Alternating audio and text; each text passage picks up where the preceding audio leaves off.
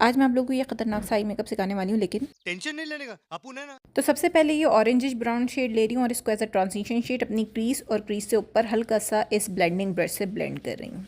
और इसी शेड को मैं हल्का सा बाहर की तरफ भी निकाल लूंगी ताकि अच्छा सा आउटर कॉर्नर भी क्रिएट हो जाए। नेक्स्ट मैं ये ऑलिव ग्रीन कलर का शिमर शेड ले रही हूँ और अपनी फिंगर की मदद से अपनी सॉकेट वाली जगह मतलब क्रीज के नीचे नीचे अपनी फिंगर से टैप करते हुए अप्लाई कर रही हूँ। अच्छा।